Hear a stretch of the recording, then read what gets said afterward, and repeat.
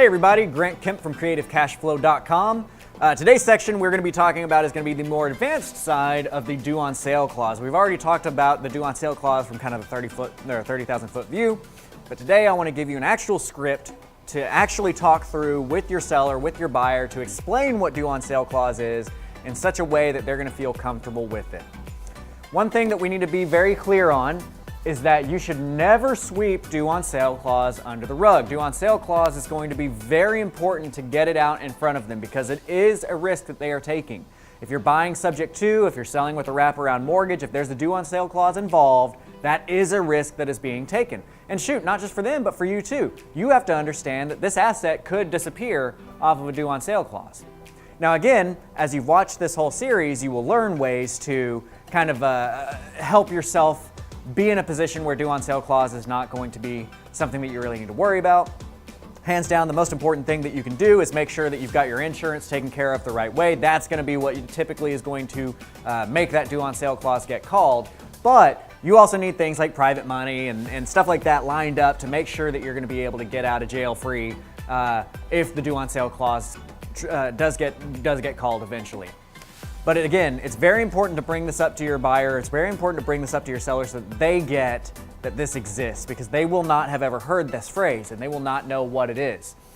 Speak with confidence. This is one of the most important things you can do in negotiation regardless. The example I always use is that we've all been around the little kids that are running around playing, and one of them slips and falls and scrapes their knee, and they start looking up at all the adults and they've kind of got a quivering chin. And if all the adults jump up and say, "Oh my gosh, what's wrong? Are you okay? Everything?" The kid starts crying. But if all the adults just keep drinking their drink and whatever, get up, go play, the kid will be, and then they get up and go play, right? We're the adults in this situation. We need to dictate how the reaction should be on a lot of different topics. Due on sale clause is going to be one of those. By our presentation, our buyer and our seller are going to be picking up the nonverbal cues and even the verbal cues on how much they need to care about it. So we need to be aware of that. And we need to be ready to convey, hey, look, this can happen. It's absolutely there. I'm not worried about it. Let's move on, right? Speak with confidence. Again, both the sale and the acquisition need to be informed on this. Due on sale clause is something that's very real. It's there. It's very real. But it's not something I want you to panic about, because again, using the experience of myself and my partners, we've done over 10,000 deals this way with subject to properties and mortgages that have due on sale clauses inside of them, and under 10 have ever been called. It's not something that typically gets called. At the end of the day, the bank wants to get paid, and so that's what they're worried about, is getting their money, getting their payments. One thing that I want to point out to you as well is that it's really common for people to say, "Oh, well, it's illegal to sell a property or to buy a property that doesn't or that has an underlying mortgage on it."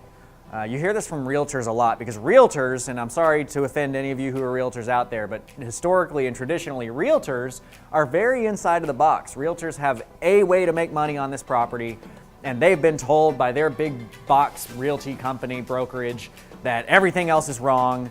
If they don't know how to do it, it must be illegal. Right? That's what they're taught and taught and taught and taught. It's either unethical or illegal if it's not selling a house for 6% realtor fees. Okay?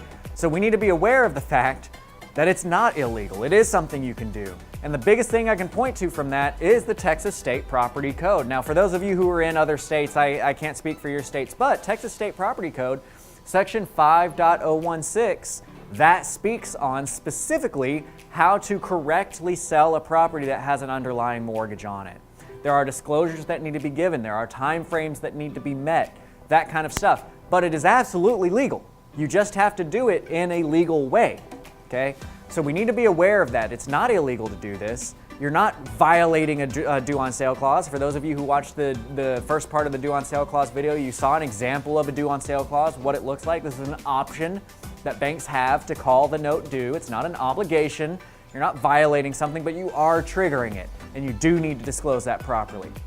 So without further ado, what I want to do is I want to go through and I'm going to put this slide up on the screen with my script. You can also download the script from the description, or if you're a CreativeCashFlow.com member, go to your resources page and you'll be able to download the script there. You're also going to be able to download the Texas Property Code 5.016 so that you can read for yourself what the Texas State Property Code has to say about selling a property with an underlying mortgage on it. But again, I'm going to put these words up. I want you guys to follow along. I want you to read this along with me. I've got some stage direction for you in there as well. And I want you to memorize this as your script for when you're talking to buyers and sellers about due on sale clause. Okay, so here's what we're going to say. Due on sale is something that's in every mortgage. And I think one big reason why it exists is that when you think about a traditional home sale, you'd have your realtor and you're going to open hand point to them like this, right? You're not pointing yet, you're open handing it. You'd have your realtor, I'd have my realtor, right? Open hand back to yourself. I would have gone and gotten a loan from Bank of America, right? We're just kind of pointing off to the side because we want to visualize where Bank of America is. And then we'd be sitting at a closing table with a big check for $100,000 sitting on that title table. When I say you're slapping your hand down, just exactly what I just did. You're just kind of putting your hand down, right?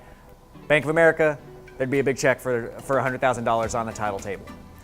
The banks needed something in writing that said that when you sold your house, this is when you point to them, you're actually pointing. When you sold your house, the big check on the title table belonged to them, thumbing back over to your Bank of America visualization, so that you couldn't just take it and run, okay? You couldn't just take it and run.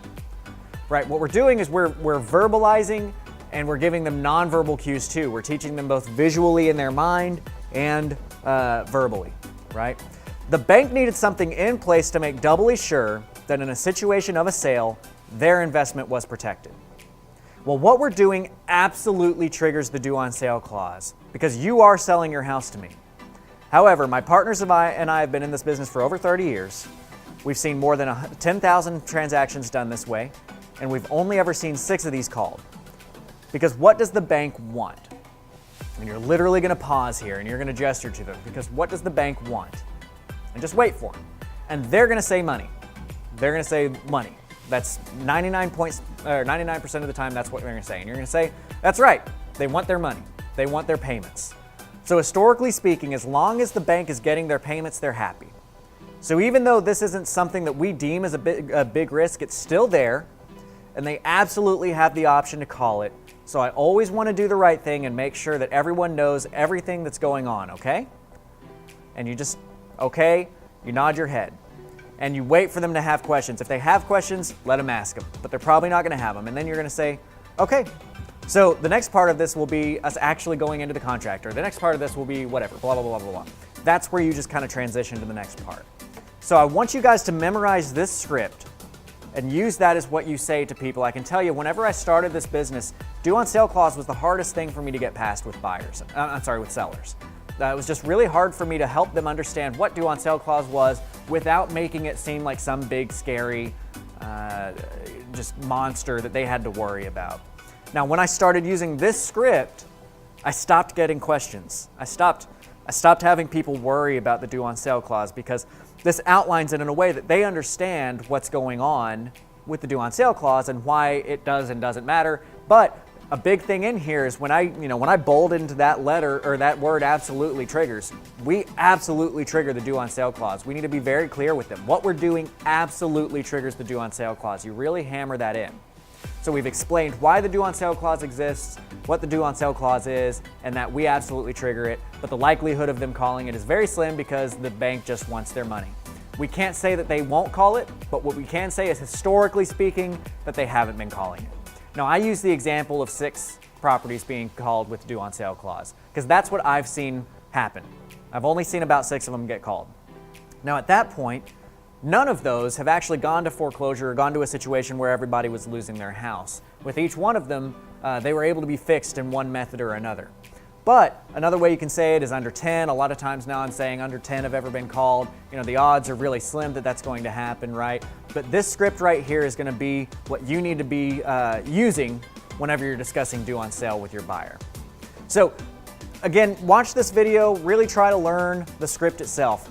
Look at the first due on sale clause video as well. I want you to combine those two things because this is your only sticking point that you're going to have with sellers. But I really want to go back and reiterate that even with me showing you and saying, oh, well, this is your sticking point like that, kind of like I mentioned at the beginning of this video, it's up to the adult to dictate how things are handled and how much things matter. By me putting 2 videos together on this, it may scare you and you may be like, oh my gosh, this matters so much. That's not what I'm getting across here, right? I don't want you to stress out about this because it's not a big deal. I don't get people turning down our deals because of this, but it is a common question, especially from people that know about what the due on sale clause is, and so we need to be fully prepared to answer that.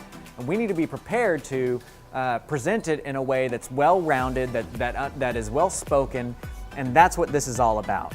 So don't stress yourself out about this. This is not something for you to stress yourself out about because that's going to be conveyed in your negotiations, and you need to be very careful that that's not coming across. But I'm just doing my job to give you all the information that you need to properly present this to people who need it presented to them, okay? So, like always, go out and find creativecashflow.com on social media, on Facebook. Look for us at creativecashflow.com. You can sign up for the personal mentoring there if you want to upgrade your package, or any of the educational series that are available on that will be available on creativecashflow.com. And then, as always, I really recommend Propelio.com. They've sponsored these videos. They're doing a great job of getting education out in front of people. They're doing a great job of putting together a piece of online software that really does help the real estate investor. It was founded by somebody who is, deeply into single-family real estate, more so than 99.9% of the other guys that you're ever going to meet in this business, and that being Daniel Moore. And he's brilliant and knows exactly what he's doing with this, and got all of those principles put into the software for you. So go check it out, see what you have to offer on there, and then also look at their forums, because there's a lot of education that you can get on that website as well. I really encourage you guys to look and see what's available for you on that. And similarly, find them on Facebook, find them on Twitter, all that kind of stuff. Like, follow, share, and become part of the story. Let us know your success stories. Let us know how you're using this, and let us know what your questions are. But until next time, keep on learning.